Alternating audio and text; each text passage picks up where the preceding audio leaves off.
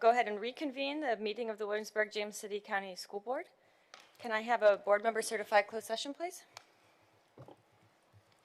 Madam Chair, I certified that to the best of each member's knowledge, the Williamsburg-James City County School Board, while in closed session, discussed only public business matters lawfully exempted from open meeting requirements as stated in Virginia law, and that only such public matters that were identified in the motion convening the closed meeting were heard, discussed, or considered. Thank you, Mr. Riffle. Is there a second? Second. Thank you, Mrs. Henley. Mr. Riffle. Aye. Dr. Cavazos. Aye. Ms. Chen. Aye. Mrs. Donner. Aye. Mrs. Hunley. Aye. Mrs. Ortega. Aye. And can I have a motion to approve the agenda? Madam Chair, I move to approve the agenda as presented. Thank you, Mr. Riffle. Is there a second? Second. Thank you, Mrs. Henley. Mr. Riffle. Aye. Dr. Cavazos. Aye. Ms. Chen. Aye. Mrs. Donner. Aye. Mrs. Hunley. Aye. Mrs. Ortega. Aye. Next, we will be led in the Pledge of Allegiance by the World Kid Win Challenge team from JBB. If you all would step forward to the microphone and begin the pledge for us. Please stand as you're able, and this will be followed by a moment of silence. I pledge allegiance to the flag of the United States of America and to the republic for which it stands, one nation, under God, indivisible, with liberty and justice for all. Please remain standing for a moment of silence.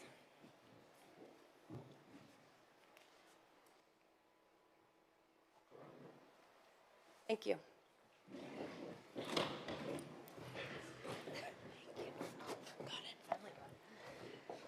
All right, I will turn it over to our superintendent for announcements and report. Good evening. Thank you, Madam Chair. On Saturday, June the 7th, Williamsburg-James City County Schools was proud to celebrate the class of 2025. Nearly 900 graduates crossed the stage at Kaplan Arena, and we wish them well on their next step in the journey, whether it be trade school, trade programs, career, 2 four-year colleges, or the military. We were excited to celebrate them and wish them well as they take their next steps. As we have entered the summertime, our school buildings and central office will be open to the public Monday through Thursday, 8 a.m. to 4:30 p.m. That happens through August the 1st. We are closed on Thursday, June 19th, as well as Thursday, July 3rd. We will resume our regular operating hours for the public Monday to Friday, 8 to 4:30 p.m., beginning on Monday, August the 4th. And finally, as we are always in recruitment mode, we would like for you to hear from some of our students, possible future educators and WJCC school employees, related to their experience as part of our Teachers for Tomorrow program.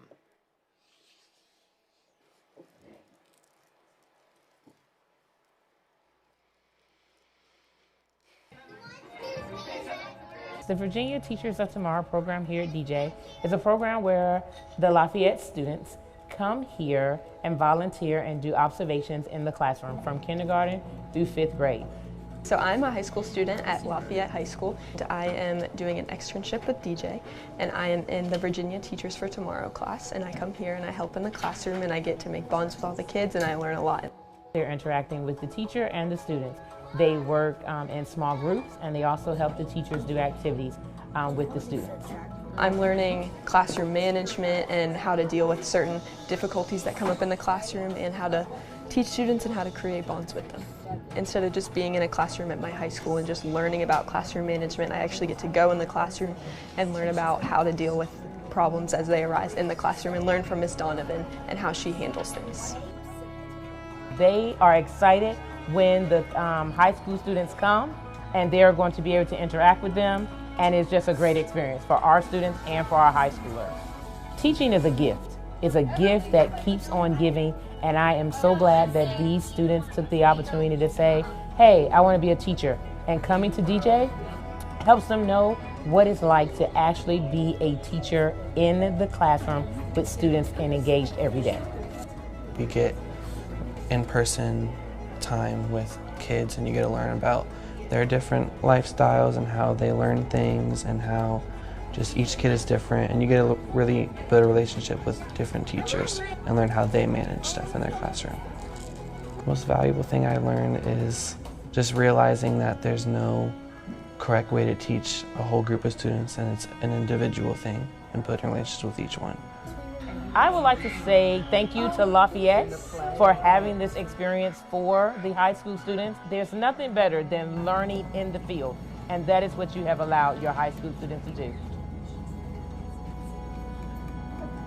I've always wanted to be a teacher ever since I was little, and I'm planning on going to college for elementary education. It's actually made me stay strong for my decision. I enjoy being in the classroom with other kids and different teachers. Madam Chair, that concludes the report for this evening, and I will say that we look forward to building on that program in future years. Thank you. That looks like an excellent program and an excellent way to hopefully grow our own. Thank you. Are there any reports from board members that I am not aware of? No. All right, then we will move on to student and staff recognitions. Dr. Cavazos, would you join me on the floor? Oh, thank you.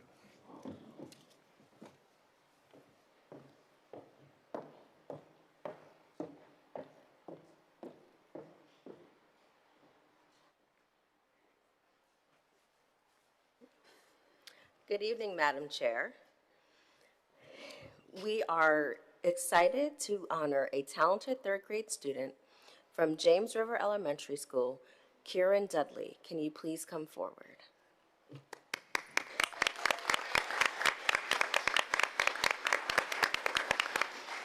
Kieran earned second place at the recent Virginia School Boards Association Tidewater Regional Art Contest for her outstanding artwork representing our division with creativity and talent. We are proud to recognize her achievement tonight. Congratulations, Kieran.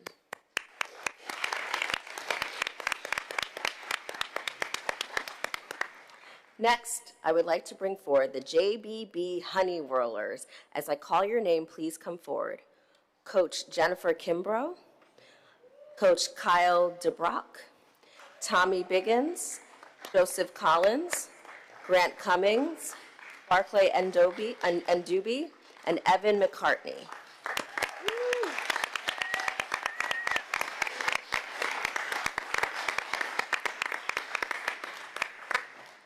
Fifth grade engineers from J. Blaine Blayton Elementary School won second place at the Virginia Kid Wind competition held at James Madison University in April, which qualified them for a trip to the World Kid Wind Challenge in Arizona in May. These talented students designed, built, and tested a wind turbine design and participated in instant challenges and quizzes. Their dedicated teamwork and creative problem solving earned them a world championship title. Congratulations, Honey Whirlers.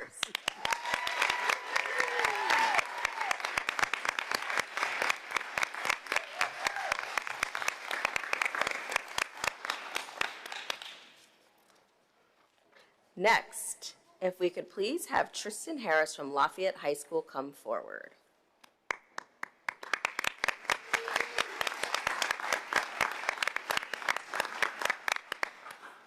Tristan is a recent Lafayette graduate and was the state champion in the triple jump at the VHSL Class 3 State Indoor Track and Field Meet.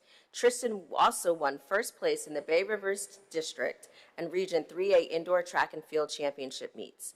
He is also the school record holder in this event. Congratulations, Tristan, and best wishes as you continue with track and field in college.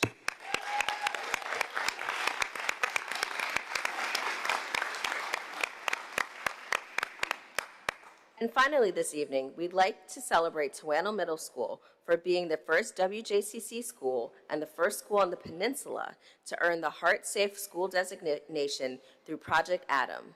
I'd like to invite the Toano team forward, including Principal Tracy Scott, School Nurse Katrina Kennan, and Louisa Johnson, WJCC Health Services Supervisor.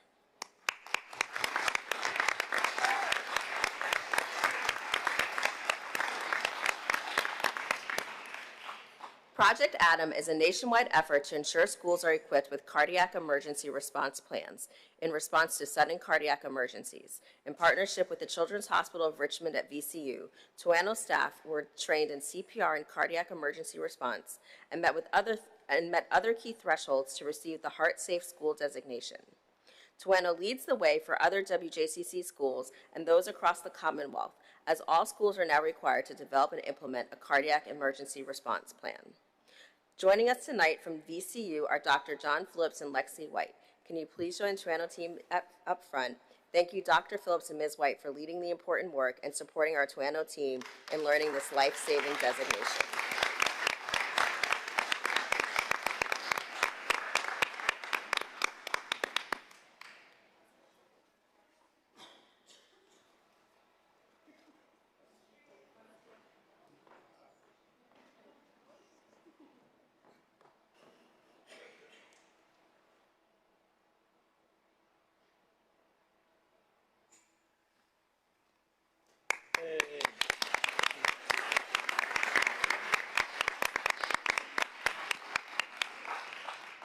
Madam Chair, this concludes recognitions for this evening.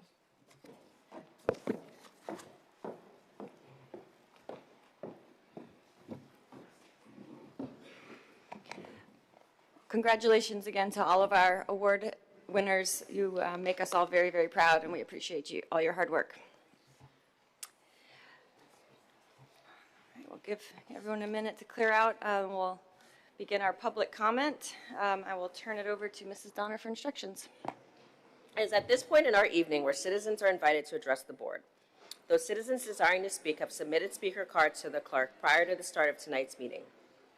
Those speakers are asked to come to the podium when their names are called, state their names for the record, and direct their comments to the chair of the board. It is the board's interest and desire that all comments be heard and respected. Hence, the citizens are asked to not engage in applauding, verbal outbursts, or any audible demonstrations during the speaker presentations. Personnel matters are not considered in public meetings. Therefore, the board requests that all speakers refrain from making reference to specific individuals in any form or fashion. Though the board does not respond to your comments are heard and appreciated. Each speaker is allocated 2 minutes to make their presentation, and the board asks that you respect this time limitation. Also, please be reminded that no time may be yielded to another speaker. Your acceptance and adherence to these guidelines will be greatly appreciated. Thank you, Madam Chair. My directions are concluded. Thank you, Mrs. Donner. Our speaker tonight is Jamila Walker.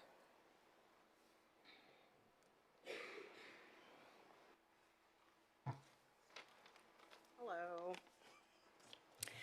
Good evening, Dr. Keever, Madam Chair, and Board. I'm Jamila Walker, and I come before you this evening as a community member.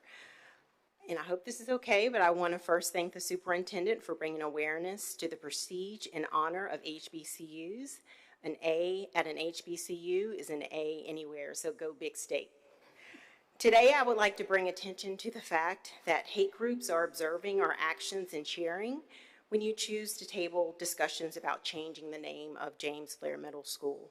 While surveys can serve as useful speech research tools, they also allow community members to hide behind their responses. It is crucial that we employ a variety of community engagement strategies rather than relying solely on surveys. The fact that hate groups seem to support your decisions should give us all pause, as it speaks volumes about the implications of our actions.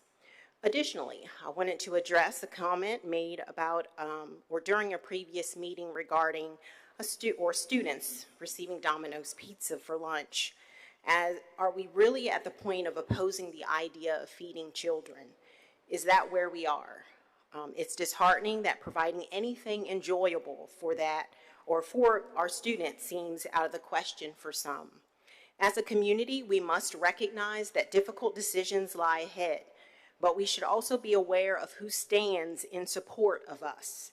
Our choices impact not only ourselves, but also the wider community, which includes voices beyond those who often agree with us. Thank you. Thank you, Ms. Walker.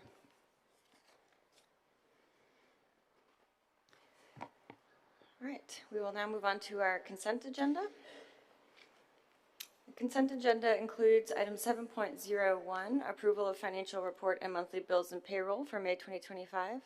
Item 7.02, approval of minutes from the regular meeting on May 20th, 25. 7.03, approval of minutes from the work session on June 3rd, 25. Item 7.04, approval of minutes from the retreat on June 3rd, 25. 7.05, approval of the revisions to policy JFC, student conduct.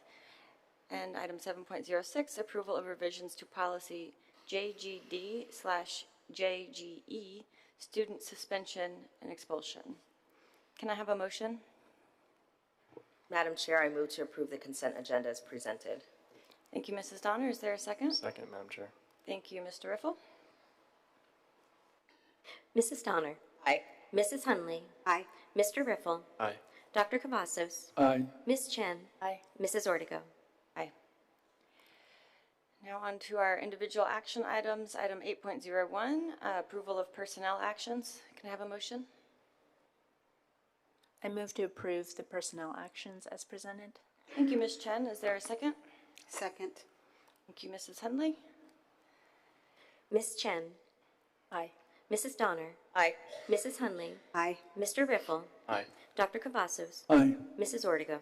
Aye. 8.02, approval of authorization for VHSL memberships for the 25-26 school year. Can I have a motion?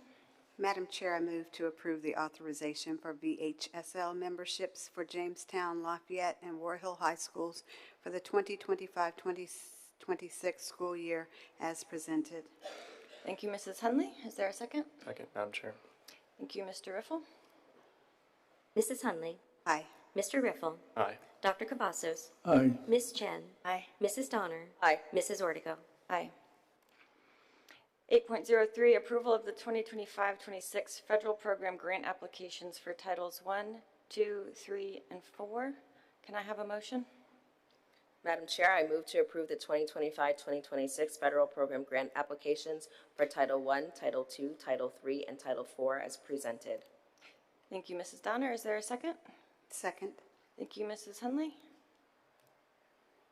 Mrs. Donner. Aye.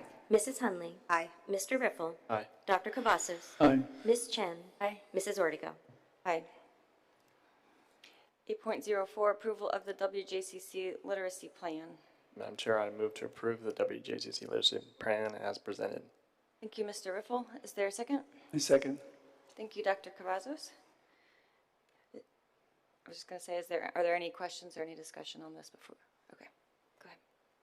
Mr. Riffle. Aye. Dr. Cavazos. Aye. Ms. Chen. Aye. Mrs. Donner. Aye. Mrs. Hunley. Aye. Mrs. Ortega. Aye.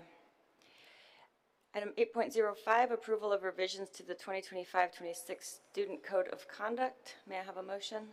Madam Chair, I move the approval of revisions to the 2025-2026 Student Code of Conduct. Thank you, Mrs. Hundley. Is there a second? I second. Thank you, Ms. Chen. Any discussion or questions? Okay, Ms. Aller. Mrs. Hunley. Aye. Mr. Riffle. Aye. Dr. Cavazos. Aye. Ms. Chen. Aye. Mrs. Donner. Aye. Mrs. Ortega. Aye. Item 8.06, approval of academic calendar recommendation for school year 26-27. Can I have a motion? Madam Chair, I move to approve the academic calendar recommendation for school year 26 and 27 as presented. Thank you, Mr. Riffle. Is there a second? Second. Thank you, Mrs. Hundley. Any discussion or questions? Okay, Ms. Aller. Mr. Riffle. Aye. Dr. Cavazos. Aye. Ms. Chen. Aye. Mrs. Donner. Aye. Mrs. Hunley. Aye. Mrs. Ortega. Aye. 8.07, approval of purchase request to Ever-Driven Technologies. Can I have a motion? Madam Chair, I move to approve the purchase request to Ever-Driven Technologies, LLC, under cooperative contract number R190401 with Omnia Partners for a total amount not to exceed $1,300,000 for school year 2025-2026. Thank you, Mrs. Donner. Is there a second? Second. Thank you, Mrs. Hundley. Any questions or discussion? Ms. Aller. Mrs. Donner. Aye. Mrs. Hunley. Aye. Mr. Riffle. Aye. Dr. Cavazos. Aye. Ms. Chen. Aye. Mrs. Ortega. Aye. And 8.08, approval of amendment to the 24-25 Ever-Driven Technologies contract. Can I have a motion?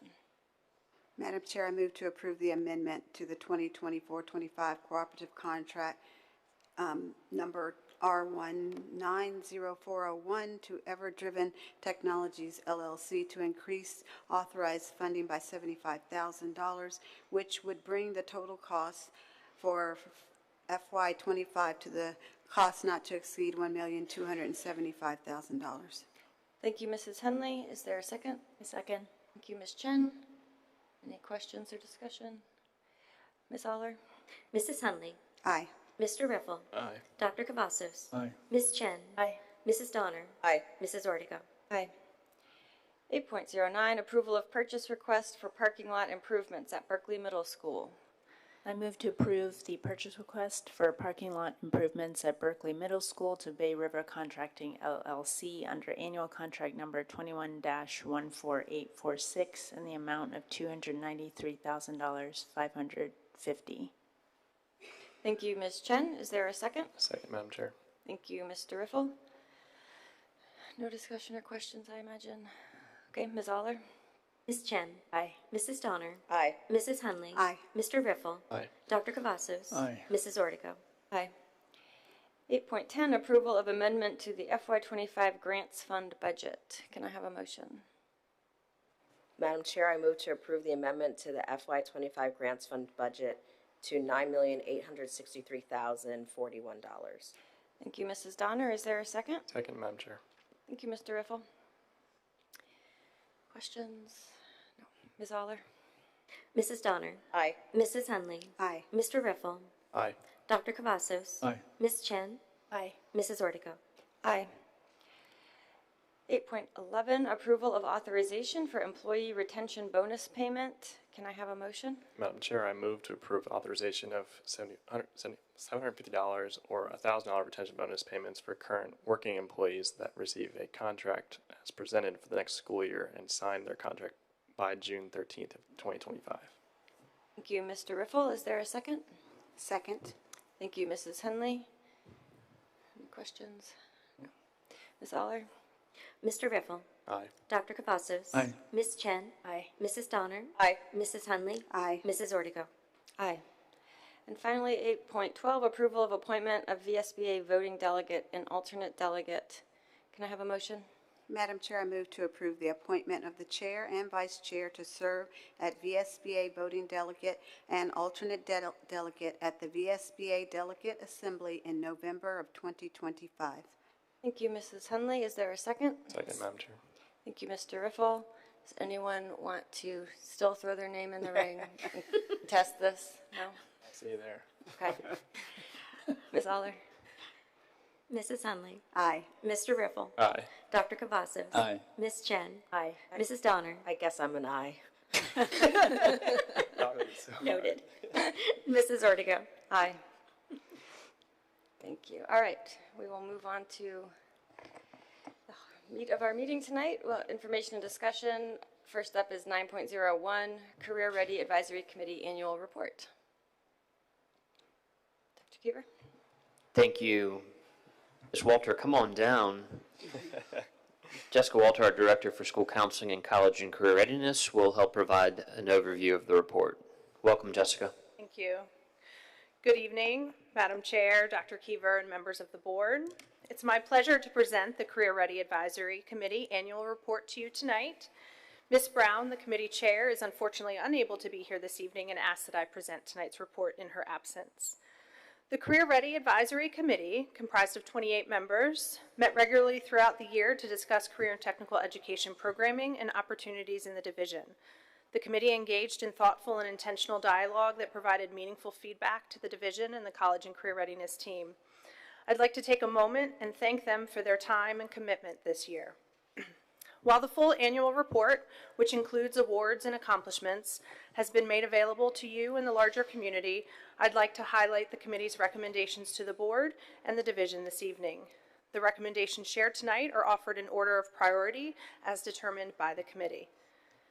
The committee recommends to the school board that WJCC expand the College and Career Readiness Department personnel to include career coaches for each high school. This would be the addition of 2 career coaches and allow for an increase in support for students at all 3 high schools, in addition to an expansion of career exposure and experience opportunities for students. The committee recommends to the school board that support is provided for New Horizons Career and Technical Center in exploring opportunities to expand enrollment for all interested students. This expansion, either through additional space or sites, would allow for more WJCC students to enroll and participate in these important programs. This year, in addition to awards, accomplishments, and recommendations, the committee also identified goals they would like to either continue or begin to work towards next school year.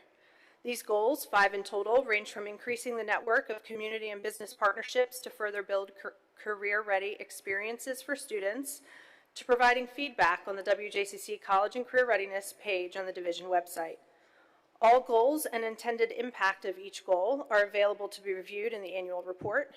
These goals are intended to provide support for the Career Ready Advisory Committee and target the work for next school year. This concludes my summary of the annual report, and I welcome any questions at this time. Thank you. Thank you, Ms. Walter. Any questions or comments from the board?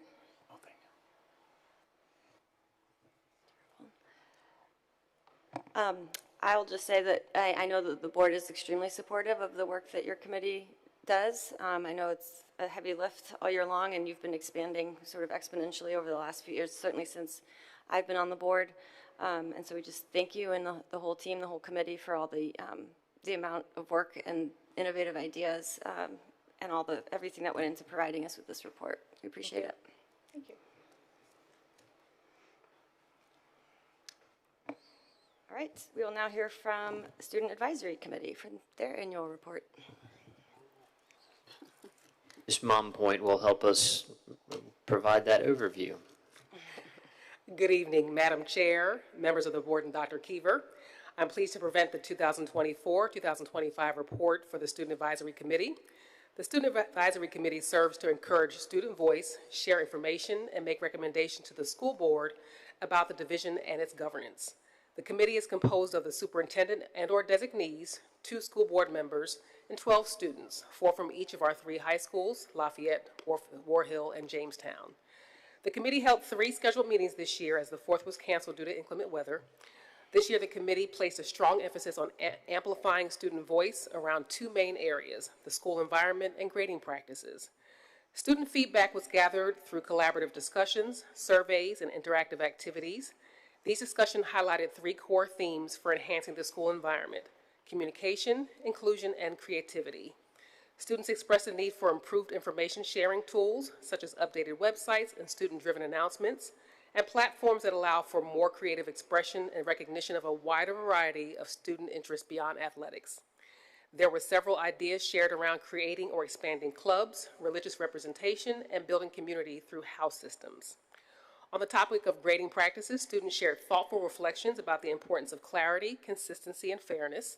They emphasized the need for more consistent use of rubrics, timely feedback, and clearer expectations.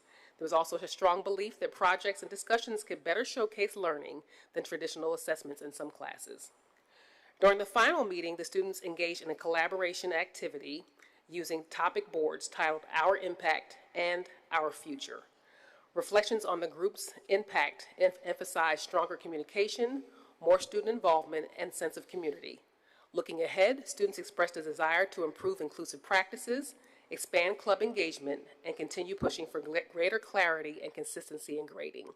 These reflections reinforce the committee's positive influence and set a meaningful direction for the next year's work. This concludes my report, and I welcome any questions you may have. Thank you, Ms. Mompoint. Are there any questions or comments from the board? Mr. Riffle, looks like you're getting ready. Not a comment. So I say, Ms. Mompoint, thank you for your work this year on the committee. I think our attendance has been the best since I've been on the committee so far, and our students are quite engaged in the topics we're choosing. So thank you for your work. Thank you. Thank you, Mr. Riffle. Ms. Jen? I'll also say thank you as well for all your work, and also to Dr. Worley.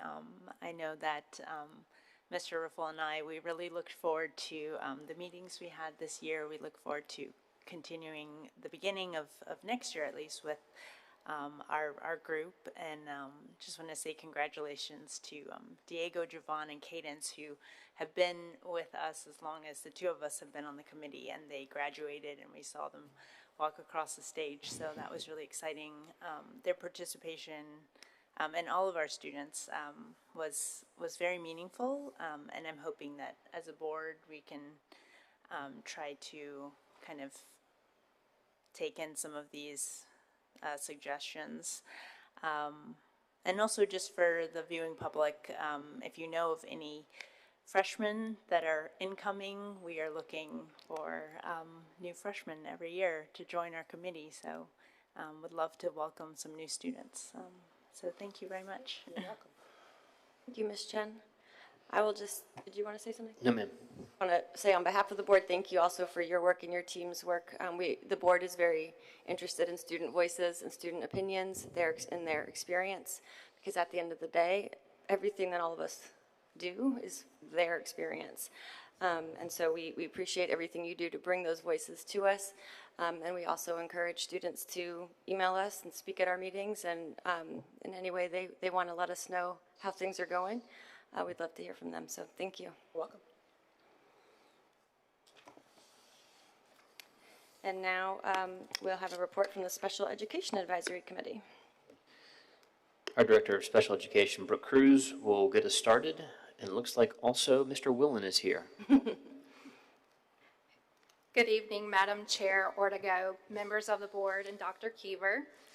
It is my pleasure to introduce Mr. Michael Whalen, Chair of the WJCC Special Education Advisory Committee. This evening, Mr. Whalen will present the committee's annual report, highlighting the work of SEAC over the past year and sharing key recommendations to support students with disabilities in our division. Good evening, Superintendent Keever and members of the board. Thank you for having me this evening. And you have the report in front of you, so I'll just read some highlights for the purpose. The role of SEAC is to advise the local school division regarding the education of children with disabilities, participate in the development of priorities and strategies for meeting the identified needs of children with disabilities, submit periodic reports and recommendations regarding the education of children with disabilities to the division superintendent for transmission to the local school board, assist the local school division in conveying plans to the community for meeting the needs of children with disabilities for educational services, review the policies and procedures for the development and delivery of special education and related services prior to the submission to the local school board, and participate in the review of the local school division's annual plan. So this year we had 7 goals, and we attained those goals through the following. So the 7 goals were established for SEAC to focus its work throughout the school year. The goals were accomplished through the work of SEAC members and with guest speakers providing information and resources. The first goal was to continue to support the Special Education Department with the exceptional games. The games were held on April 25th, 2025, with several members aiding throughout the day. The second goal focused on exploring how artificial intelligence impacts and benefits students with disabilities. Dr. Brown, Senior Director of Student Services, provided a detailed presentation explaining artificial intelligence and provided periodic information on how AI is being used to support students, staff, and families. Fire drills, tornado drills, and other emergency drill situations can often cause great anxiety for students with disabilities, and Goal 3 focused on how to best support students with sensory and or orthopedic impairment needs during the school safety drills. The goal was achieved with the support of Mr. Brian Weaver, Supervisor for Security and Services. Mr. Weaver discussed how state and local mandates shape school safety drills, emphasizing the importance of realistic training to prepare staff and students for emergencies. He noted the presence of police and fire rescue personnel in schools to help children feel at ease, and the role of teachers and other staff in supporting students with sensory needs. Local school board policies were also explained. As a result of that presentation, Mrs. Cruz, Director of Special Education, updated the individualized education program guidance to support children with sensory needs during emergency drills. Goal 4 was to establish a student peer mentoring program. A work group was established, and work on this goal will continue throughout the school next year as SEAC assesses current practices within the school system and program in existence in other school divisions around the Commonwealth. The 5th goal focused on professional learning opportunities that allowed all staff to broaden their understanding of inclusivity of students with disabilities. SEAC was provided with regular updates from the teacher representative, Tamika Glover, on professional learning provided to our teachers. In addition, Ms. Cruz, Special Education Director, highlighted various professional training provided to all teachers to broaden the understanding of students with disabilities. It's the responsibility of one generation to ensure the next generation understands and supports those with disabilities. Thus, the 6th goal focused on increasing students' awareness and understanding of SEAC. Thanks to Sophia Plaskin, a student from Jamestown High School who serves on SEAC, the committee learned some of the social media platforms that students use to communicate. Thanks to her support, this goal will continue to the next school year where SEAC will work to accomplish the goal further. The seventh and final goal had SEAC explore how inclusive after-school clubs and activities are for students with disabilities. This goal also continued to the next school year with support from the school staff providing data. The accomplishment of these goals is a result of the strong commitments and knowledge that SEAC members bring to each meeting. The committee remains focused on ensuring all students with disabilities receive a high-quality education, along with their families being provided with resources to serve as well-informed learning partners as they collaborate with teachers and staff members. Our recommendations for the coming school year. Number one, the Special Education Advisory Committee recommends the school board continue to provide a priority on inclusive practices for students with disabilities, including the development of a robust district-wide peer mentoring program, and consider policy updates to make after-school clubs and activities accessible to our special education students. Number two, we respectfully submit our suggestions regarding updates to the division's district grading policies and request that the board take them into consideration when changes to the grading policy are discussed. Number three, the committee requests continued support from the board for raising awareness of disabilities and of the division's special education programs during Disability Awareness Month each March and throughout the year. We request assistance with maintaining and increasing awareness of our committee and the work the committee does. The committee's newly designed brochure with information about the committee's roles and responsibilities will be shared with board members later in this summer. We want to thank you all for acknowledging the school boards for addressing the recommendation from the previous year. We thank Superintendent Kiever and the SEAC board representative, Ms. Amy Chen, for supporting its ongoing efforts on behalf of the special education students and their families. And of course, special thank yous to Dr. Adam Brown, Ms. Brooke Cruz, and Dr. Rick Bowmaster, and all the special education department for their support of SEAC through the year. We respectfully submit this, and we'll take any questions if you have some. Thank you, Mr. Woolen. I talk fast, I know that, so you know. Okay, we could follow along. Are there any questions or comments from the board? Ms. Chen, would you like to? Thank you, Mr. Woolen, for being the chair and for leading us, for being at all the meetings and starting on time and ending on time and just sort of rallying the troops. The report, all of us are looking at the report, but I just wanted to acknowledge each and every one of the members that's listed here, particularly just a shout out to our student, well, she's not officially our student representative, hoping to be our student representative, but she was a member at large and participated and came to pretty much every meeting and was essential to our discussion. Sophie Plaskin is a current student, and also wanted to acknowledge Ms. Glover, who is our teacher representative, who showed up and also provided a teacher perspective. So in the time that I've been on the board, have definitely seen from last year to this year growth in participation and awareness, and hoping that we can continue that. So that is thanks to you and thanks to our amazing team. That's Dr. Brown and Dr. Bowmaster and Ms. Cruz, who are here with us today. So if you have a chance, please thank them as well. And it has been an honor to serve on the board, and on the committee, and I look forward to next year continuing our work into the new year. Thanks for being our champion. You really have been. Thank you. Any other comments? Well, on behalf of the board, I also thank you and your team for all of your hard work. This is incredibly important work. The board fully supports everything that you're working towards and all of your recommendations, and we are happy to highlight and bring more awareness to everything you've asked us to bring awareness to. We care a lot for our exceptional children, and I know we all really enjoyed the exceptional games. That's just an amazing event from concept to execution. And so along with that and everything else that you all do throughout the year, we really appreciate your work. Thank you. Thank you, Ms. Ortega.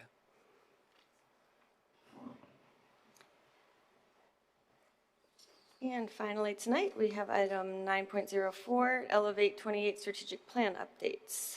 It will encompass academic achievement, college and career readiness, educational equity, and safety and security. Thank you, Ms. Ortega. This evening, we are really excited for key senior leaders to present on two priorities. This is a lengthy presentation because a lot has been accomplished over the course of this year, and we are excited to bring that to you this evening. Ms. Trott's going to kick us off and walk us through. Welcome, Elena. Thank you, Dr. Kiever, Chair Ortego, and school board members. In collaboration with my colleagues this evening, we're pleased to share updates on key accomplishments related to our strategic plan. Within our key priority of academic achievement, college and career readiness, and educational equity, we seek to transform teaching and learning to prepare our students for success in post-secondary education and careers.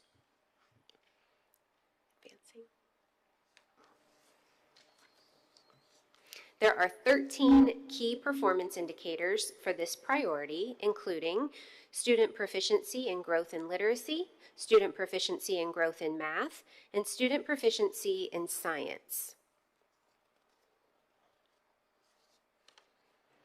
Bright Beginnings, students' growth toward kindergarten readiness, the percentage of high school graduates being future ready for employment, enlistment in the military, or enrollment in post-secondary learning, our 4-year graduation, federal graduation rate, and our state graduation completion index. And finally, the number of secondary students enrolled in advanced courses and programs, and the percentage of students from underrepresented groups identified for K-12 gifted services. Assistant Superintendents, Mr. Sean Walker and Dr. Kathy Worley, will now share some highlights from our team's work this school year.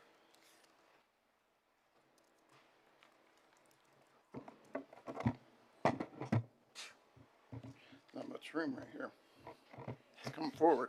Good evening, Madam Chair, members of the board, and Dr. Keever. With the implementation of the Virginia Literacy Act and the adoption of the new K-12 English Language Arts Standards of Learning, this school year has marked a transformative period for literacy instruction across our school division. Our dedicated educators have risen to the challenge not only as teachers, but as lifelong learners and collaborators to ensure all students are supported in becoming strong, confident readers and writers. At the elementary level, our teams have engaged in professional learning through summer curriculum camps, Virginia Literacy Act learning modules, and collaborative planning sessions throughout the school year. They've worked diligently to implement the benchmark advanced curriculum, administer the new vowels assessment, and develop and monitor personalized student reading plans, all of which reflect a commitment to meeting students exactly where they are. Meanwhile, our secondary English teams realigned their unit plans and instruction to reflect the revised SOLs. They administered common assessments focused on integrated reading and writing, thereby strengthening students' analytical and communication skills. In preparation for the next school year, these educators also provided valuable feedback on the new English Language Arts textbook adoption, helping ensure instructional materials are both rigorous and relevant. These advances in literacy were only made possible through a division-wide commitment to ongoing professional development and intentional collaboration. Reading specialists, literacy interventionists, general education teachers, special education teachers, LEAP teachers, and paraprofessionals work together to develop a shared understanding of high-quality literacy instruction. And through this collective effort, we're ensuring that every student has access to tiered, evidence-based literacy instruction that meets their individual needs and sets them up for success. Annually, the school division administers a required statewide literacy screener to all students in grades kindergarten, first, and second. In the fall and late spring, this required literacy screener was previously known as the Phonological Awareness Literacy Screener, or PALS. The statewide literacy screener identifies students needing intervention who are not meeting the expected literacy benchmarks. Through a collaborative multi-year partnership between the Virginia Department of Education, the Virginia Literacy Partnership, and the University of Virginia, the redesigned, more comprehensive, and more rigorous statewide literacy screener has been renamed as the Virginia Language and Literacy Screener, or VALS.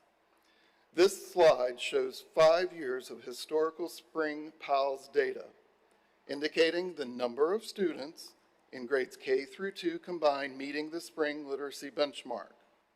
For example, on the left side, you can see that back in 2019, 82% of grades K through 2 students combined met the proficiency literacy benchmark. Moving to the right, you can see a dip in performance during the height of the pandemic, and then an upward recovery in 21-22, 22-23, and ending last year at 85%. Remember that this year's data is coming from the new, more rigorous and comprehensive VALS assessment. And the data is showing that 79% of our K through 2 students met the spring on-track designation. It's important to note that the VALS assessment measures more stringent foundational literacy skills than the previous PALS assessment, and it uses risk bands rather than a simple pass-fail system. Because of this difference in structure and rigor, we cannot truly compare the VALS results to prior year's PALS data. However, this spring VALS data now serves as our new baseline for tracking student growth and literacy for grades K through 2, moving forward as we strive to meet and exceed 85% of our students in grades K through 2, meeting the on-track designation. While literacy has been a major focus this year, it's important to note that it has not been on this journey alone, as we've made significant strides in implementing new K through 12 mathematics standards of learning. This shift also required a comprehensive realignment of math unit plans across all grade levels. Our teams engaged in focused professional learning to ensure they were equipped not only with the content knowledge, but also with the instructional strategies necessary to support the more rigorous expectations. Teachers strengthened their skills in areas such as data literacy instruction, project-based learning activities, and ensuring that the concrete representational abstract, or the CRA model, which helps students build that deep conceptual understanding of math concepts, was being used. To further enhance classroom instruction, our elementary math specialists completed year 1 of cognitive coaching training. This will allow them to support classroom teachers through reflective coaching cycles focused on improving both planning and instruction. In addition, our elementary paraprofessionals participated in specialized training to help lead hands-on math activities for our youngest learners, ensuring that foundational math instruction is active, engaging, and developmentally appropriate. We also invested in co-teaching strategies that bring together general education, special education, and LEAP teachers, particularly in Math 6 and Algebra 1, where students are transitioning to more abstract reasoning and need stronger scaffolds for success. And finally, we successfully completed the math textbook adoption process this spring for elementary mathematics, for Algebra 2, for Algebra 2 with trigonometry. These new resources will be rolled out over the course of the summer and next school year and will align directly with the revised math standards of learning. Together, these efforts represent a system-wide commitment to improving math outcomes by providing our educators and students with the training, tools, and support they need to succeed. Although our science standards of learning remained unchanged this year, our commitment to continuous improvement in science instruction has remained strong. This year, we introduced new quick check assessments and data reflection tools, which are helping our teachers monitor student understanding in real time and adjust the instruction more responsively. We also deepened collaboration by participating in classroom walkthroughs, creating shared instructional expectations, and identifying opportunities to elevate engagement and rigor in our science classrooms. Recognizing the evolving needs of our secondary learners, we provided targeted professional learning for middle school teachers focused on block scheduling strategies and the integration of instructional technology to enhance inquiry-based learning and lab experiences. And finally, we completed the textbook adoption process for AP Environmental Science, ensuring our students and teachers will have up-to-date, relevant materials to support this rigorous and increasingly popular course offering. These efforts reflect our division's dedication to fostering scientific curiosity, critical thinking, and real-world problem solving. In the world of our youngest learners, our Bright Beginnings teams have continued to strengthen and refine instructional practices there, ensuring that every child begins their educational journey with a strong foundation. This year, our educators implemented data team protocols to analyze student progress and to guide their instructional decisions. We also introduce a new walkthrough tool that's aligned with the state expectations to support the coaching and classroom improvement. At the heart of our instruction is the Stream-In 3 curriculum in Bright Beginnings, which our teams have used to thoughtfully refine learning activities to promote whole child development. We know that early learning is most impactful when our families are the true partners, and that's why our Bright Beginnings pre-K teachers have conducted over 1,573 intentional family meetings, creating strong relationships and sharing meaningful updates on student growth. Additionally, staff hosted 2 family engagement nights, where more than 80 families joined us for hands-on learning activities and quality time with their children.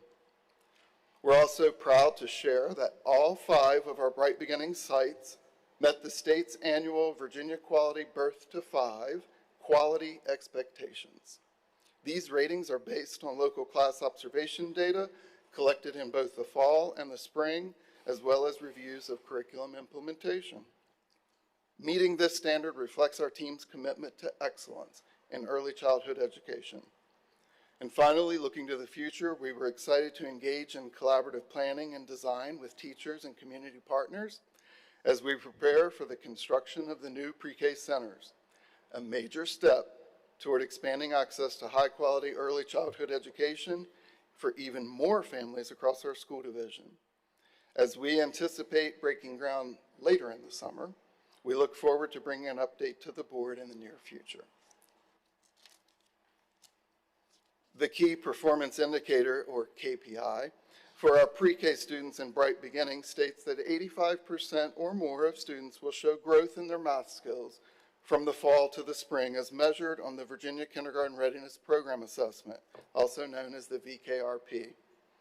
And we are just as excited as the students in this picture that 97% of our Bright Beginnings age 4 students showed growth in math from the fall to the spring assessment, with an average increase of 97 points. That's pretty remarkable. Similar to the previous slide, we are aiming for 85% or more of our pre-K 4-year-olds in Bright Beginnings to show growth in their literacy skills, as measured by the Virginia Language and Literacy Screening Assessment known as VALS. And again, there is not a single pass proficient benchmark for meeting the pre-K literacy expectations, but it's rather a compilation of various developmental skills that pre-K students begin acquiring and then demonstrating. This developmental acquisition is measured across 3 bands known as beginning, growing, and strong. Looking on the left of the slide, you can see that 128 out of 183, or 70%, of the current 4-year-old students going to kindergarten are in the growing and strong bands for knowing and developing letter sound skills. It's also important to note that the 55 students in the beginning band have made growth with learning their letter sounds and are beginning to develop sound skills towards proficiency.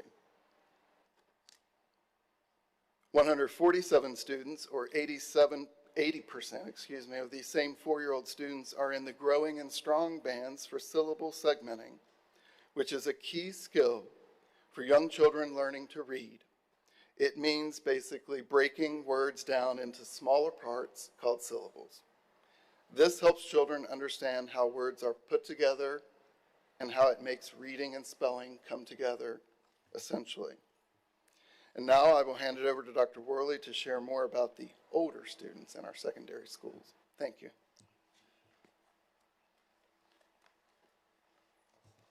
Good evening, Madam Chair, members of the board, and Dr. Keever.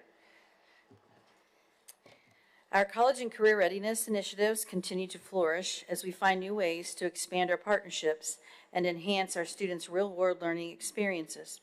First, middle school students and multilingual learners visited New Horizons, exposing them to regional career and technical education programs and pathways early on, and through our partnership with the Virginia Office of Education Economics, the division can now leverage their resources to inform students about high-demand career fields and labor market trends.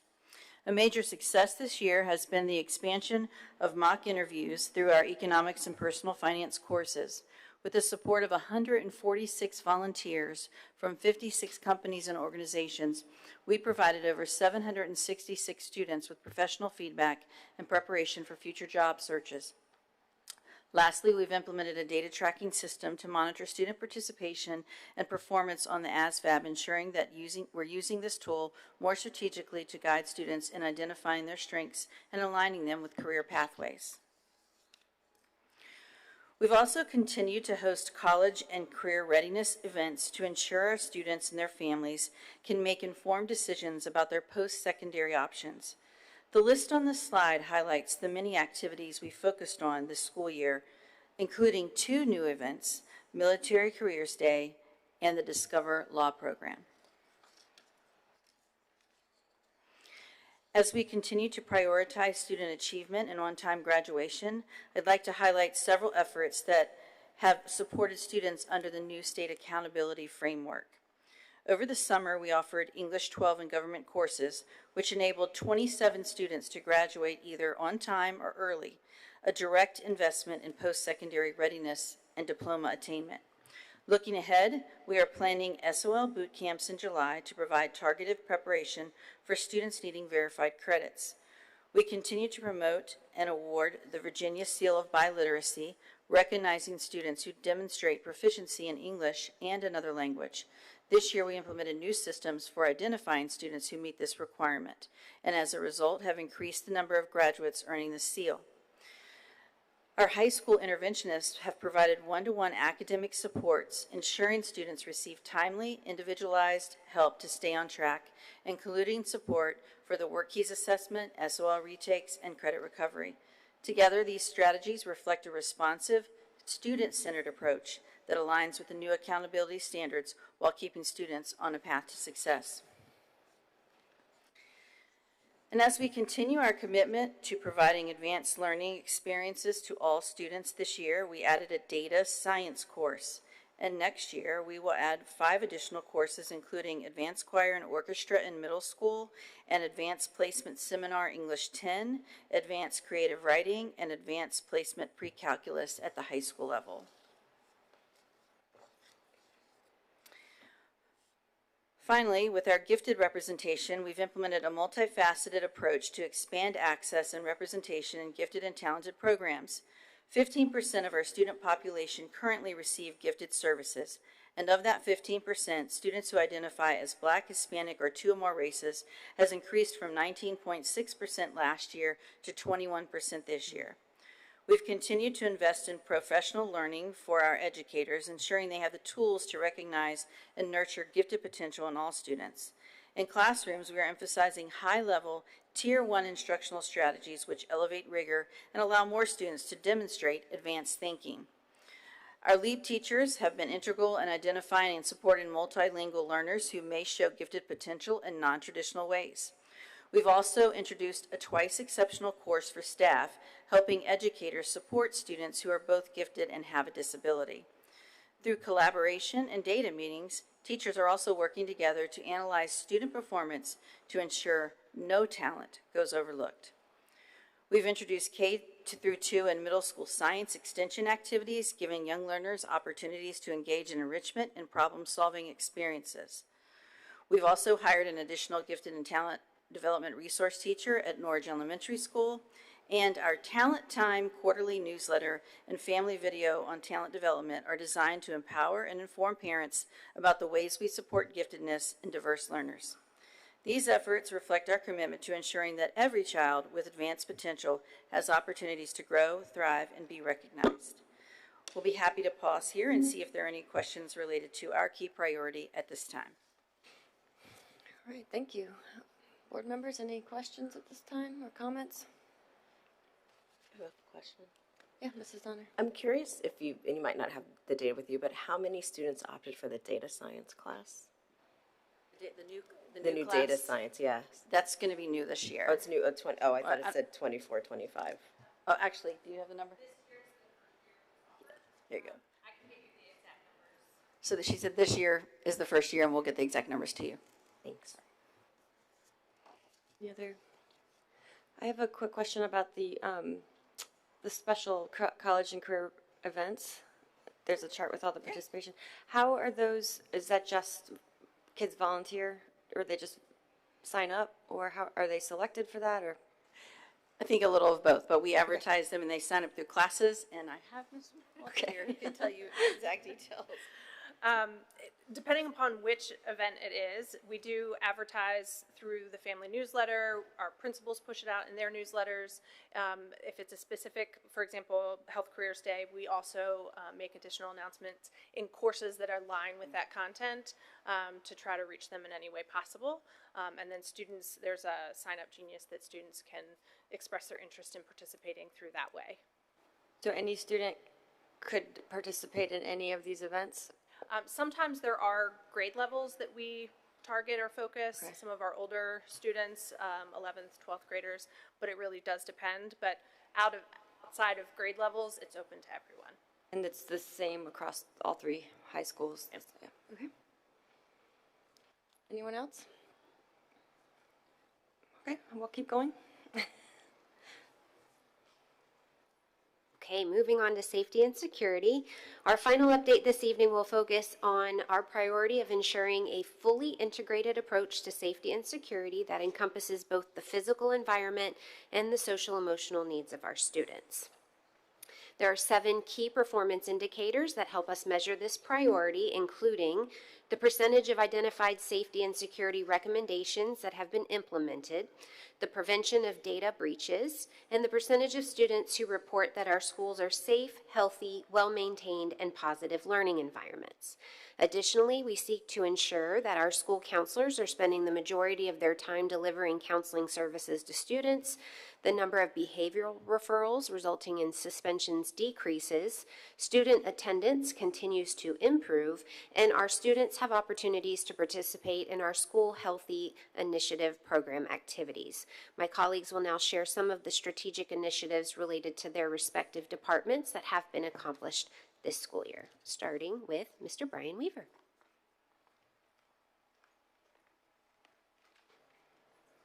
Good evening. Ensuring the safety and security of our students and staff remains a top priority. I'd like to share a few key updates on our ongoing efforts to strengthen school safety across the division. First, we have implemented a standard response protocol training module for all new hires. This ensures that every employee enters our schools with a clear understanding of emergency procedures from day one, including our substitutes. We're also making strides to ensure consistent funding for elementary school security officers, expanding our visible safety presence, and providing critical support at our youngest grade levels. In collaboration with local first responders, we've enhanced our reunification planning using the Raptor system. This streamlines accountability and communication during emergency situations involving family reunification. Additionally, we've invested in building internal capacity by designating threat assessment certified trainers. These individuals support our school teams in proactively identifying and addressing safety concerns before they escalate. In terms of facilities and infrastructure, we're taking targeted steps to make our campuses more secure. Security fencing has been installed at 5 schools, creating safer and more controlled campus environments. Bollards will be installed at 6 schools this summer, enhancing pedestrian safety and providing additional protection near school entrances. Front entrance camera systems will be upgraded across multiple sites this summer, improving our ability to monitor and respond to visitors and activity at main access points. Intercoms are being installed at all loading dock areas, further extending secure communication zones throughout school facilities. And to address health and behavioral concerns, vape detectors will be installed in all secondary schools this summer. These investments reflect a comprehensive and proactive approach to school safety, combining training, personnel, planning, and infrastructure to create a secure environment where students can thrive.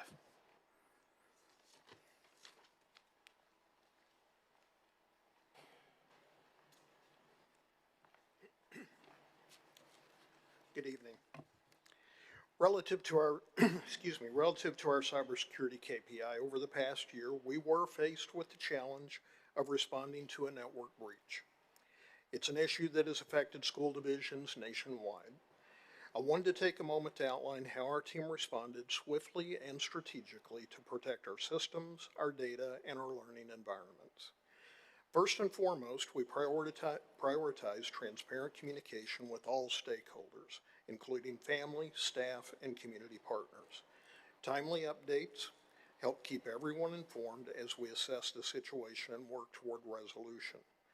Our first actions were designed to limit the impact, and our ongoing data security processes prior to the attack were able to negate or limit the impact with minimal data loss. We immediately implemented contingency plans for instruction, ensuring that teaching and learning would continue with minimal disruption while systems were being evaluated and restored. At the same time, we elevated our security posture, tightening internal protocols, reviewing access controls, and enhancing system monitoring. We also work closely with law enforcement agencies, including federal partners, to support the investigation and ensure any criminal activity was addressed thoroughly and appropriately. Additionally, we engage cybersecurity experts to guide our response, assess vulnerabilities, and recommend next steps to strengthen our defenses moving forward. This experience reinforced the importance of a coordinated, well-prepared response to digital threats, and we remain fully committed to safeguarding the integrity of our systems and the privacy of our students and staff.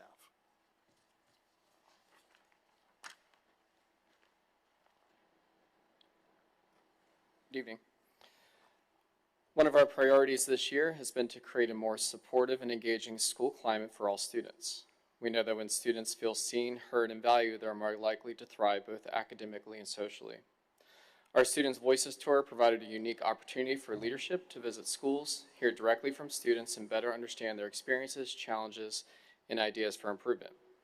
We hosted Level Up Days to help students build confidence and connection as they transition between school levels.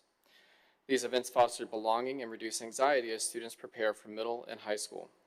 We also conducted student code of conduct focus groups, ensuring that student perspectives are reflected in the expectations we set. At Clara Bird Baker Elementary, we expanded MTSS House Systems, a positive behavioral framework that builds community, encourages teamwork, and celebrates success. Beyond the school walls, our students are stepping up as leaders in the community, volunteering at local events and demonstrating a strong commitment to civic engagement, including our Kindergarten Enrollment Fest and exceptional games. Finally, students participated in the VCIC Peninsula Diversity Dialogue Day and Summer Camp, where they explored leadership concepts for fostering inclusivity with peers from across the region. Together, these efforts are helping to build a school culture where students feel safe, respected, and empowered to reach their full potential. At this time, I'll turn it over to Ms. Walter to talk about additional supports that are offered to our students. Good evening. As part of our continued investment in the whole child approach, we've expanded and strengthened social emotional supports for students across all grade levels. We developed a resource library for small group counseling sessions, giving our school counselors more tools to support students with needs ranging from friendship skills to stress management or grief.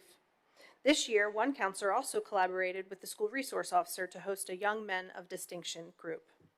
In our middle schools, Mascot Time allowed students to learn more about strategies for academic success and developing social skills like responsible decision making. We are also excited that next year we will reallocate a school counselor to serve our Bright Beginnings preschool program, increasing our supports to ensure that even our youngest learners are developing the social skills that lay the foundation for long-term success. At the secondary level, we are introducing the high school counseling chair position beginning in July, a 12-month leadership role. We're also proud to share that Jamestown High School received Purple Star designation, recognizing their commitment to supporting military-connected students through transitions and challenges unique to their experiences. We've also expanded supports for students experiencing homelessness, ensuring these students receive consistent access to services, counseling, and academic support. With the help of a Project Hope grant, we've added a homeless education facilitator to coordinate services, collaborate with schools, and advocate for students and families navigating housing instability. We also implemented a transportation contract with families to ensure students experiencing homelessness get to and from school or programs with fewer barriers. And this summer, we're partnering with Parks and Recreation to provide summer camp opportunities for 10 identified students, offering weekly field trips, swim lessons, enrichment, social connection, and fun in a structured, supportive environment. Together, these efforts reflect a deep and growing commitment to ensuring every child feels supported, connected, and ready to learn.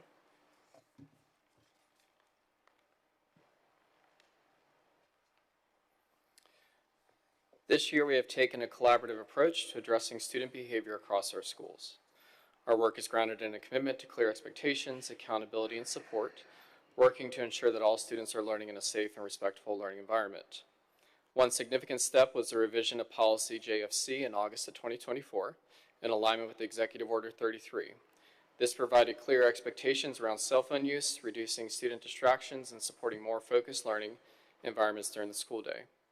We've implemented discipline data review meetings at each school, giving leadership teams the opportunity to regularly examine behavior trends, identify root causes, and adjust supports in real time. To ensure that we're listening to those closest to the work, we've held employee focus groups on student behavior, gathering feedback from teachers, support staff, and administrators to guide improvements. As part of streamlining our practices, we've introduced a more efficient behavior referral process, helping schools track and respond to incidents more consistently and effectively. We've also engaged elementary and middle school students in discussion around updates to the Student Code of Conduct, ensuring expectations are clear, age-appropriate, and aligned with the restorative instructional approach to discipline. For students returning from extended absences due to behavior, we've developed a long-term suspension re-engagement plan. These plans focus on restoring connections and ensuring students return with a clear support system in place. We've also made enhancements to our restorative center, providing an alternative to traditional exclusionary discipline and supporting students in reflecting and re-entering the classroom with a renewed focus. This year, students participated in community-based learning and volunteer experiences, which helped them build responsibility, leadership, and a deeper sense of purpose. Activities included making bread for families in need at Thanksgiving and participating in a culinary experience at a local restaurant. This allowed them to learn about entrepreneurship and business management directly from the owner. We're excited to expand our partnerships between the Restorative Center and the SPCA and the Food Bank next year. And finally, we've even welcomed service dog visits, which offer therapeutic benefits and promote a calming, supportive atmosphere for students. Together, these efforts reflect a layered and responsive strategy to improving student behavior, centered on high expectations, meaningful relationships, and a focus on long-term success. Non-traditional options within the Restorative Center provide students with opportunities for success that were not previously available. In the following video, a graduate of the Restorative Center shares more about the impact that this programming has made on her educational journey.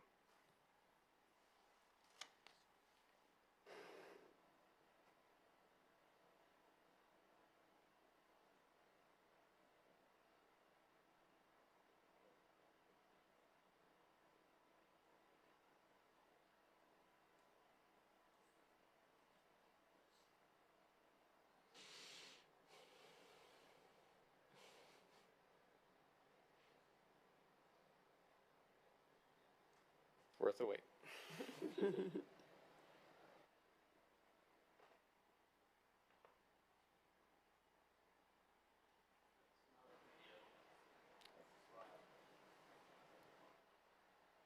right, we will share that at a later date. Okay.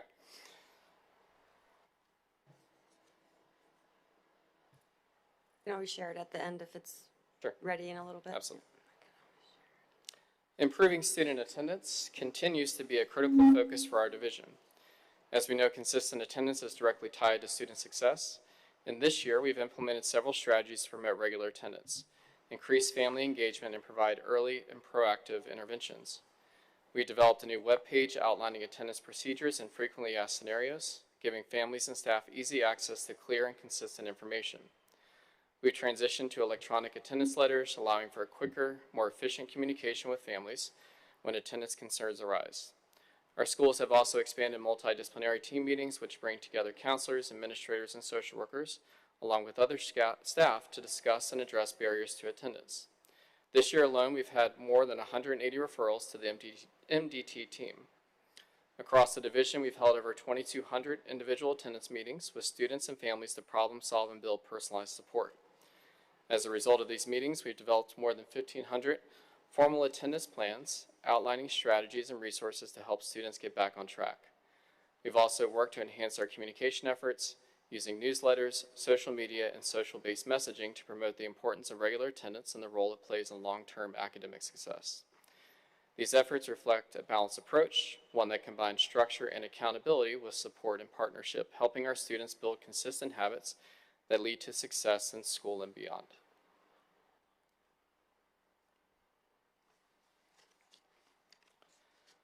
Our division remains deeply committed to supporting student wellness through our School Health Initiative program. This year, we've expanded efforts across schools to ensure wellness is woven into the fabric of daily student life. Middle School Challenge Club participation has increased from 280 students to 433. This includes the addition of a 4-day-a-week cross-country club at one of our schools. We've also invited family members to run 5Ks along students, reinforcing healthy habits and strengthening family-school connections through a shared goal and movement. In our self-contained special education classroom, students have benefited from hands-on cooking lessons, building practical life skills, and fostering independence and creativity. Our elementary educators participate in professional learning focused on kinesthetic and instructional strategies, and we continue to integrate physical activity into academic lessons using data to monitor and support a more active, focused learning environment. We've created more internship opportunities for college students, allowing them to work alongside educators while providing additional support to our students, fostering both mentorship and fresh perspectives on a student's well-being. Across the division, we've offered a project-based enrichment lesson both in class and as take-home activities. In November, over 200 families participated in our Everything But the Bird Challenge, containing locally grown fresh produce from Kelray Farm.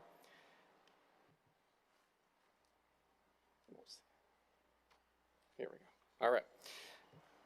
Let's take a look at how one of our young chefs uses creative thinking to cook up a healthy meal for his family. My name is Raul Canales, and I was gifted a mystery bag from Shit Chefs filled with Thanksgiving ingredients and veggies grown by our local farmers at Kelray Farm. These veggies were apples, tomatoes, sweet potatoes, cranberries, and collard greens.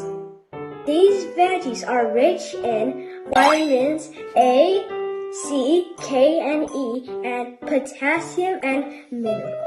I will be making different types of dishes with these ingredients for our Thanksgiving feast. I am so excited to be helping my mom in the kitchen. Shall we begin? With these sweet potatoes, I will prepare a sweet potato casserole, which is my mom's favorite side dish. I will also use some butter, brown sugar, a pinch of cinnamon, and walnuts for the side. Let's begin. I will make some sauteed cinnamon apples for dessert. For this, I will only need butter, brown sugar, and of course, cinnamon. Mira esto delicioso, which means look at this delicious. Oh my goodness. I'm so glad that video worked.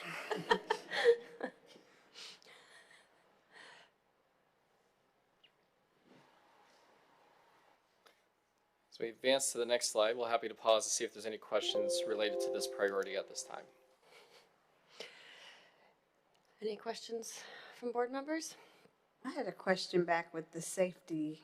So I guess Mr. Weaver has to come on back down for a minute.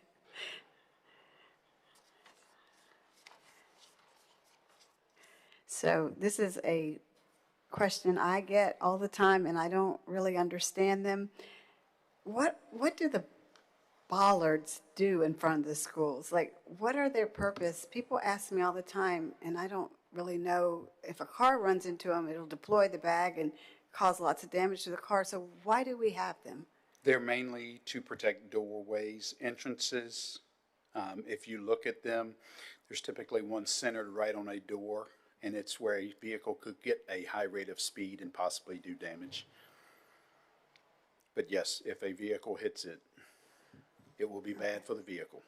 Okay. The goal is to keep the vehicle out of the school building or into the infrastructure of the school. Okay, because I I just never have seen where vehicles went through a school, so I was just curious. I'm sure I missed it on social media, but but people always ask, what are they for? And okay, thank you. Certainly.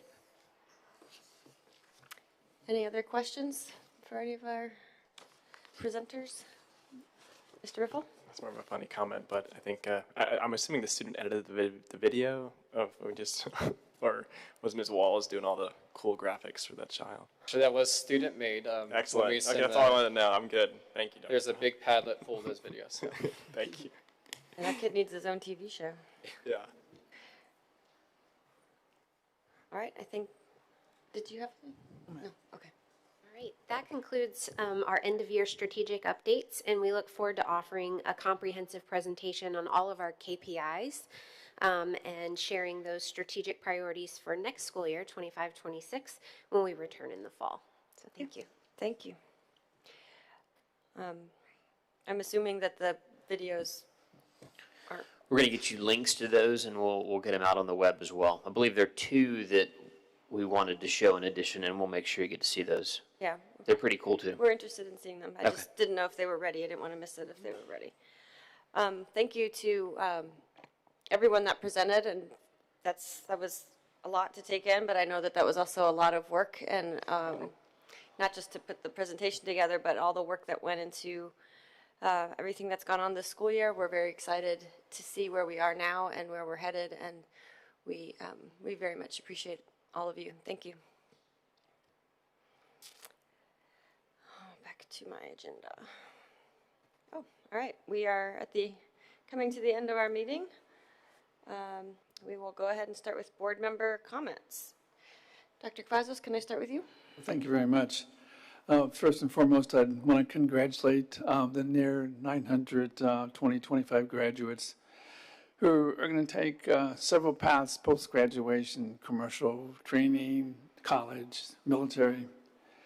As we heard tonight, this division is exceptionally well poised and trained to teach these 3 different groups of students. And I just want to add that hopefully recent efforts to bring junior ROTC to the school will be successful. Thank you, everybody. Thank you, Dr. Cavazos. Ms. Chen?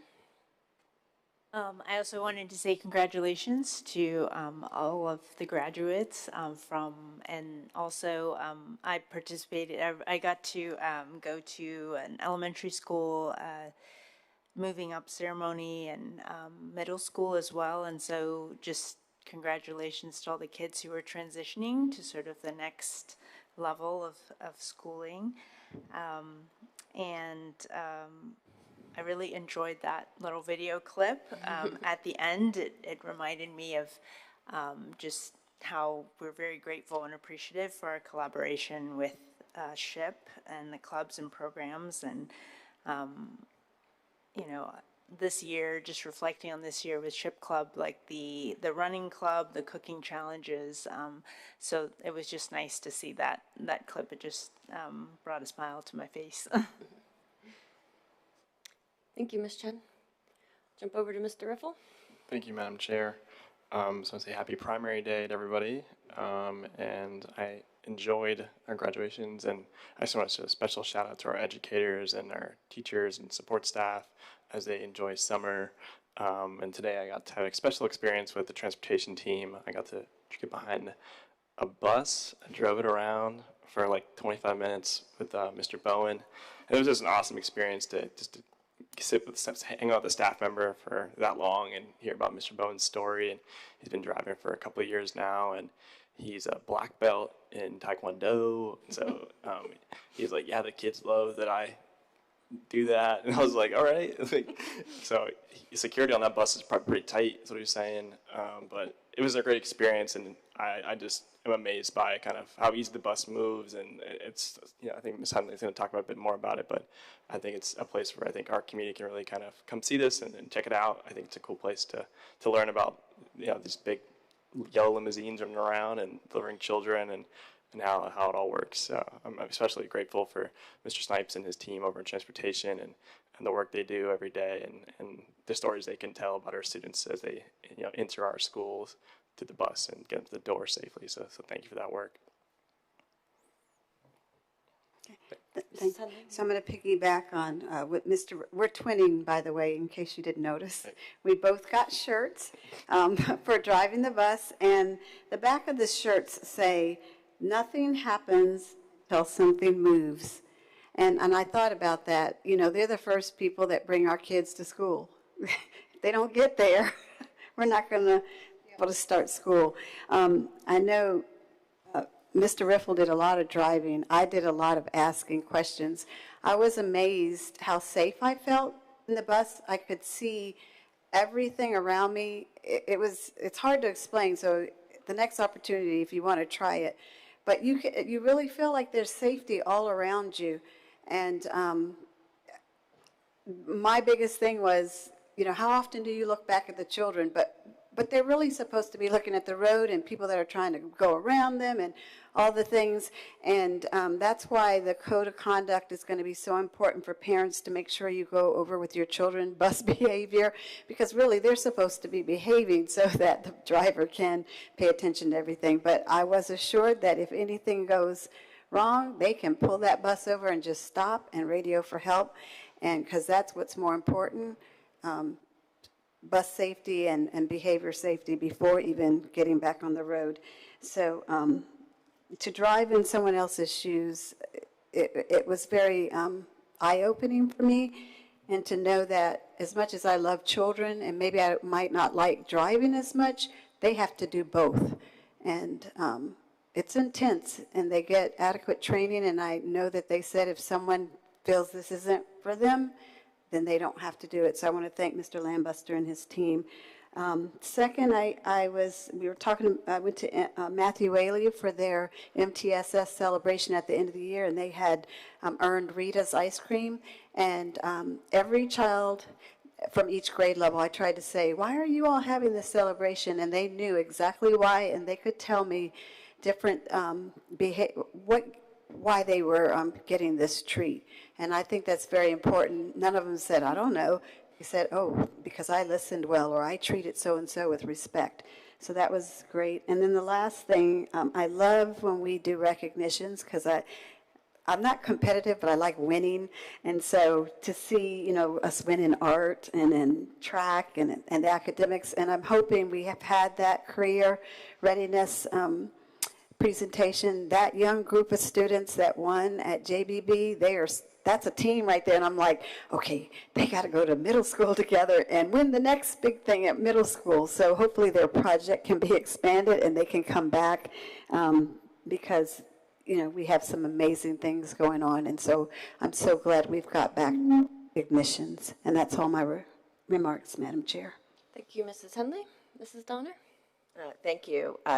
Congratulations to all of our graduates. And I got to go to the moving up ceremony at Matthew Whaley, and I think it's just wonderful how all of our schools have their special traditions, and to see at Matthew Whaley both how the high school students came back and what a treat that is for the students, but also the dedication our teachers did. At Matthew Whaley, two of the technology teacher and the music teacher put together a 25-minute video that highlighted every child and was essentially a documentary beginning from a few years ago of them just being kids and their laughter and the silliness and different events. And so it was just so special, and you could hear the kids kind of laughing and remembering things, and that side of the room was in tears. And to see one of the teachers who put it together, who can be a little, you wouldn't expect him to break out into tears, and to see him welling up as he was seeing this group of children go. I think it's just one small highlight of the literally thousands and thousands of special moments and things that our teachers do that go above and beyond, that they do off the clock on their own because of the love and dedication they have for the children. And I think us as a community always remembering what they are sacrificing and what they're putting forward, because it's what's important to them, and us as a board always keeping that at the forefront of our minds. So those are my comments. Thank you, Mrs. Donner. I want to congratulate everyone who was recognized tonight, most especially the World Kid Wind Challenge team. To win for a whole national award is pretty amazing, and we're incredibly proud of them and their teachers, and everyone else who is recognized tonight. Of course, congratulations to the 2025 graduates. We enjoyed a full day of graduations, as always. It is really a fun day to see all 3 graduations and just be amongst the excitement and happiness for those families. Congratulations to all the parents who pulled their kids across the finish line. Congratulations to all the teachers who put blood, sweat, and tears into those kids for 12, 13 years and who really care about them. And I know that for most people that feels like the school year just ended and everything is over, there are many people, a lot of whom are sitting in this room, for whom the next school year has already begun, and they're already running pretty hard. So just thank you for all of your year-round work, and we're excited for next year already. But in the meantime, we do hope everyone has a safe and fun, relaxing summer. Our upcoming events. There will be a 5th annual WJCC Coaches Night on July 22nd at Lafayette High School at 5 p.m. at Lafayette High School, and a VSBA Conference on Education on July 25th, which is all day at the Hilton Richmond Hotel and Spa and Short Pump. Our upcoming meetings, we have a special call meeting on June 30th at 3:30 p.m. in room 300 of the Annex. I think we're just approving personnel actions for the month. Closed session on July 8th begins at 4 p.m. in room 300 of the Annex, followed by work session and action items, also July 8th at 4:30 p.m. in room 300 of the Annex. And then on August 5th, we will start closed session at 4 p.m. in room 300 of the Annex, and it will be followed by work session and action items in the same room, 300 of the Annex, at 4:30 p.m. And that is all for tonight. This meeting is adjourned.